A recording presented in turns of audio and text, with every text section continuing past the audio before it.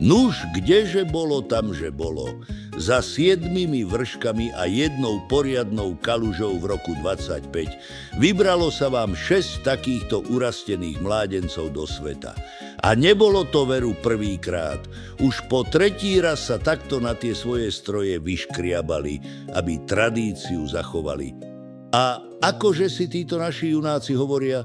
Nuž, dali si meno hrdé, trošku samopašné, ponášsky aj popansky, reď buď ich volajú, alebo ak chcete poctivé slovenské červené zadky, nuž bodaj by nie, keď v tom sedle toľko času trávia. Tento raz si povedali, že svet skúsia z oboch strán, lebo tohtoročné moto ich cesty znelo jasne a poctivo. Tam a späť. Žiadne točenie sa v krúhu okolo komína, ale poriadna štreka. Najprv hore po tatranské končiare a odtiaľ až do ďalekých stredných Čiech, kým sa zasa domov k svojim nevrátili. Prišlo ráno toho najdlhšieho dňa v roku 2025, keď slniečko najvyššie na nebi kraľuje a veru, že slovo robí chlapa.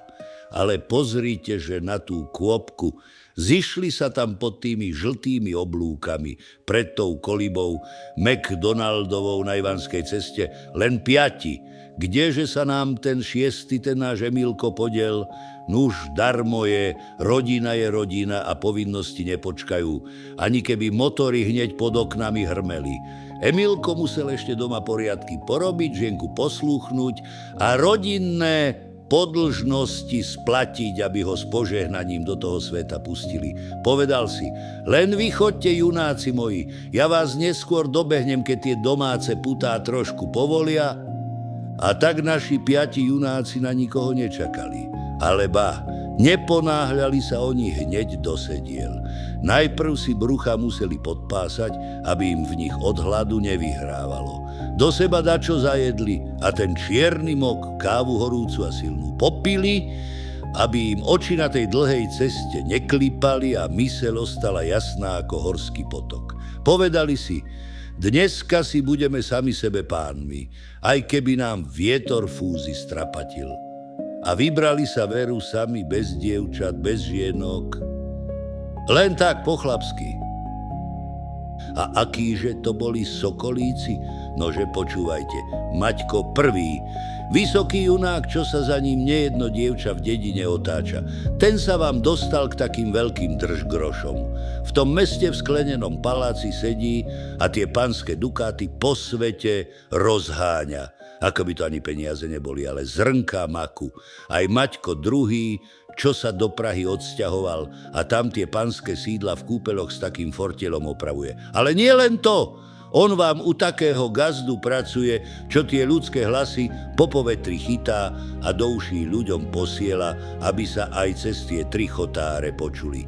A náš Emilko, to je vám taký umelec. V reklamnej agentúre pri veľkej tlačiarni sa usadil. On tie obrázky a písmená na papier čaruje, aby ľudia vedeli, čo je vo svete nové a pekné. Ten vám z každej machule taký plagát urobí, že by ste si ho aj nad posteľ v kolibe zavesili. Ivanko, čo sa o tie naše slovenské cesty stará, aby sa nám kolesá nepolamali? A pozrite, že na Peťka, ten vám až zo Švajčiarska tú dlhú cestu meral, kde v pekárni chlebík vypeká. A náš Radko, núž, to je vám taký gazda, čo tie veľké stroje a obytné kontajneriská ľuďom požičiava, aby mali kde hlavu skloniť. Vysadli oni na tie svoje železné tátoše a to vám bolo prekvapenie. Peťko si osedlal obrovskú Yamahu, čo má tie hrnce pod kapotou až 1900-ky. Nebola to veru mašina celkom nová, voňajúca fabríkou. Už si dačo vo svete odskákala, kým si ju Peťko z druhej ruky k sebe prichýlil. Ale pozrite, že na tú opachu. To nie je motorka, to je hotový parník na 2 kolesách, kus poctivého železa, čo zaberie polovicu cesty, keď sa do zákruty nakloní. Ešte mu na nej ani poriadne ruka nenavykla, veď ju len prednedávnom kúpil a toto bola jeho prvá veľká jazda, ale držal ju on pevne, ako by sa na nej už narodil. Ale nebol sám, aj Maťko prvý a náš Radko si osedlali nemecké BMWčka, čo si pred výletom od iných gazdov kúpili.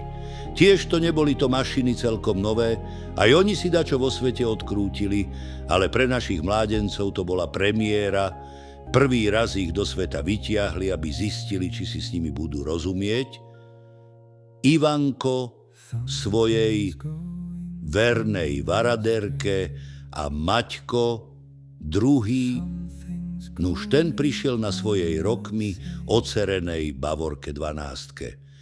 A tak sa tie ich kolesá rozkrútili, vyrazili z tej našej roviny bratislavskej, kde prach len tak víril a hnali sa ústrety slovenským grúňom.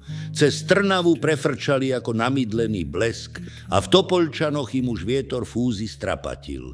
V Partizánskom sa tie ich železné kone poriadne nadýchli, lebo cesta sa začala kľukatiť ako had v tráve. Cez Žarnovicu, až ich nosy zacítili tú vábivú vôňu pečeného mesa a čerstvého syra. Bože môj, tá krása Podhoria. Práve tam, na polceste do Vyhní, zastavili v Bzenici pri furmanskej kolibe. No nebola to len taká hociaká zastávka. Bruchá si naplnili, sily nabrali, ako by ich tam samotní valasy na pašienkách hostili a s novým dychom sa vydali hore do kopcov. Ale tá pravá krása prišla, až keď sa hory pred nimi rozostúpili. Banská Štiavnica ich privítala strieborným dychom a tými svojimi tajchami, čo sa v slnku ligocú ako drahokami. Odtiaľ sa pustili dole grúňom smerom na Zvolen, kde hrad nad cestou bdie. Potom ich už cesta viedla pod tie naše slávne poľany. Cez Detvu preleteli, kde tie vyrezávané kríže popri ceste stoja a pripomínajú silu našich dedov. A v Hriňovej, tam vám je tá zem taká pokrčená, ako by ju obry na kolene miesili. Tie cesty sa tam krútili ako vrkoče mladej dievčiny. Motory im v tých kopcoch radostne spievali, cez Brezno sa preštrikovali popri Hrone, až kým sa pred nimi neukázala ona, hrdá a skalnatá kráľová Hoľa. Pod jej úpetím tie svoje mašiny hnali, kým im ten vysielač na vrchole ako maják na cestu blikal. Povedali si tí naši redbuty: veru, že krásna si matka našich hôr. A s týmto obrazom v očiach sa vyrútili na ten obávaný Vernár. Tam tie ich železné kone poriadne do kopca zachrapčali. Tie serpentíny tam vyzerajú, ako by ich tam niekto ako korbáčiky na jarmoku poukladal. Raz si hore, raz si dolu, až kým sa pred nimi tá popradská kotlina neotvorila. Ale pozor si museli dávať, lebo cesta nie je ovčia vlna, tá veru nepustí. Stačí trocha štrku v zákrute a hneď vám kolesá zatancujú tak, že by ste si aj gate potrhali. Ale naši junáci jazdiť vedeli a tak sa čoskoro pred nimi tie veľké skaliská Tatier ukázali v celej svojej kráse, ako by ich starý otec na privítanie pozdravovali. Skoro 370 verstí prešli, dobrých 6 hodín v sedle sedeli, kým na ten svoj Maťkov saláš nedaleko Horného Smokovca dorazili. A vtedy pochopili, prečo si tie červené zadky tí redbuti naši vravia. Veru, že ich tie zadnice po takej štreke poriadne pálili. To vám bolo radosti, keď tie stroje na odpočinok postavili a prach z kolien oprášili. Ale hladota na nich prišla taká, že by aj podkovu zjedli. Vybrali sa oni pekne krásne po vlastných do dobrých časov. To vám bolo veselo.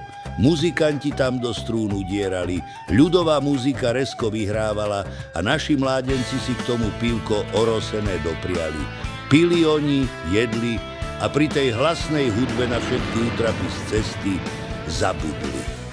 Až keď sa mesiačik vysoko vyškriabal, s piesňou v ušiach sa na svoj saláš vrátili a na prične políhali, lebo vidíte, priatelia, ono to už tak vo svete chodí.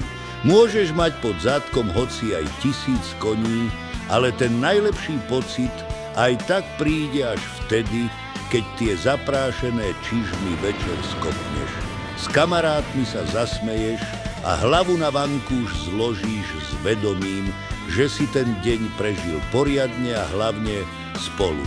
Nuž, dobrú noc vám prajem, mládenci.